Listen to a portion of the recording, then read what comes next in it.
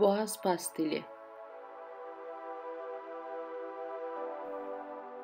Malzemeler: 1 su bardağı şeker, 3 yemek kaşığı pudra şekeri, 2 yemek kaşığı toz zencefil, 1 tatlı kaşığı tarçın,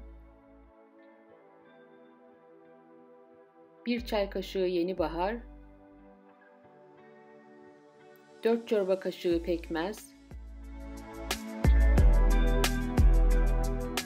1 çay kaşığı pul biber, 5-6 tane karanfil, yarım limon suyu. 5-6 tane karanfili havanda dövüyoruz. Bir tavaya 1 su bardağı şeker ve yarım bardak su koyuyoruz. Ocağı açmadan devamlı karıştırıp şekeri eritiyoruz.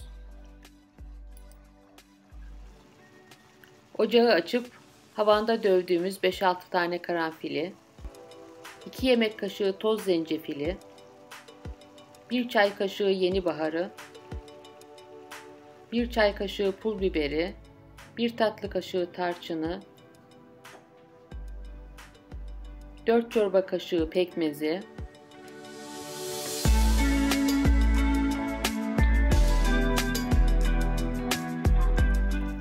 ve yarım limon suyunu ekleyip karıştırıyoruz.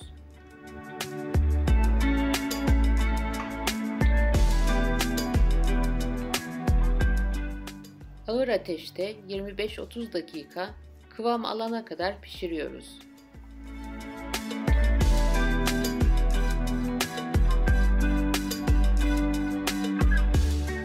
Şekerli karışım koyu kıvamda ama akıcı haldeyken kaşığın ucuyla kalıplara akıtıyoruz.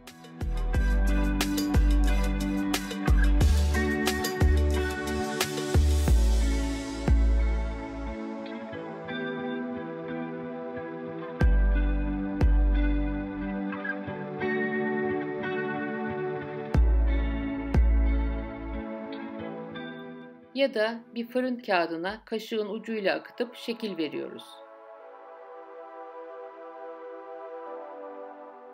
Eğer şekerli karışım koyulaşırsa hafifçe ısıtıp şekil vermeye devam edebilirsiniz.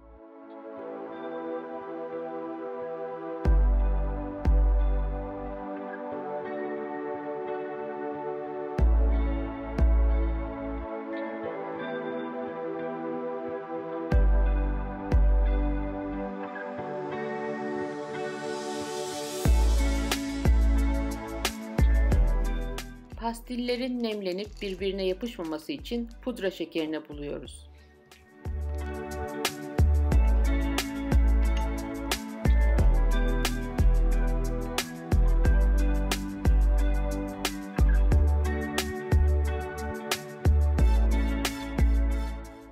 Pastilleri bir kavanoza doldurup kış günlerinde kullanmak üzere kapağını kapatıyoruz.